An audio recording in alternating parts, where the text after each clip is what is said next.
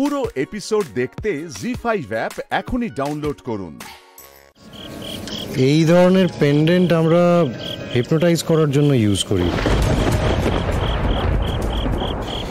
Hypnotic therapy হয়তো।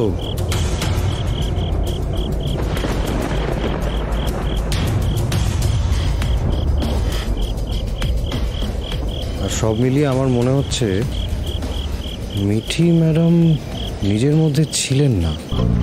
সে কি, এরকম কাণ্ড তো মাথায় আসেনি। ডক্টর ব্যানার্জি, কেউ যদি মিঠিকে হিপনোটাইজ করে থাকে তার মানে সেই কন্ট্রোল করছে, মানে ও যা চাইছে মিঠি সেটাই করছে, তাই তো? না না স্যার, আমার মনে হয় মিঠি ম্যাডাম বিশ্বাস করছেন যে উনি জনার্দন। ডাক্তার দাদা কিছু মনে করবেন না, আপনারা সবটাই অনুমান করে ফেলছেন।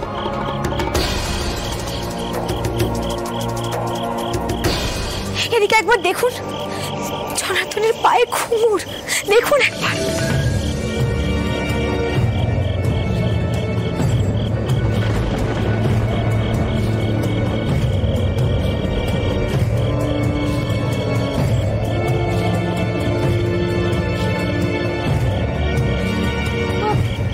তাই তো, কিন্তু এটা কি করে হলো?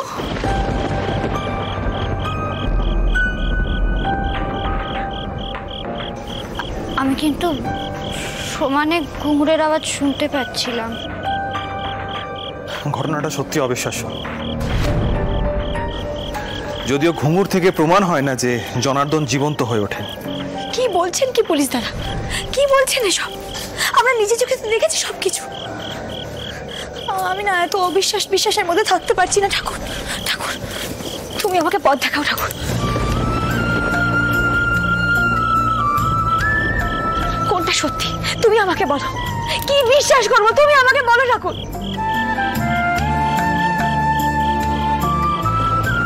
এদিকে দুটো বাচ্চা বাবার পথ চেয়ে বসে আছে বাড়িতে, তাদের উপর দয়া করো ঠাকুর, তাদের উপর দয়া করো ঠাকুর। আচ্ছা আচ্ছা বন্টি শান্ত হও, তুমি ওঠো, এদিকে এসো, তুমি এখানটায় দাঁড়াও। হ্যাঁ রুদ্রবাবু, আমার মনে হয় আমাদের আজকের মতো এখান থেকে ফেরা উচিত, বুঝলেন? রাইট। রাতুল, চলো সবাইকে হোটেলে নিয়ে যাই। চলো।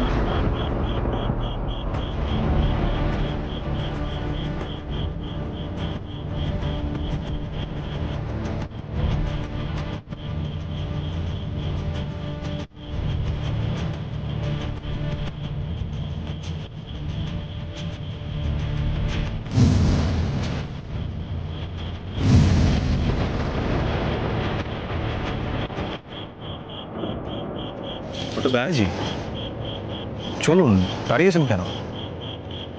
কাল সকালে আমাদের আবার আসতে হবে, আসুন।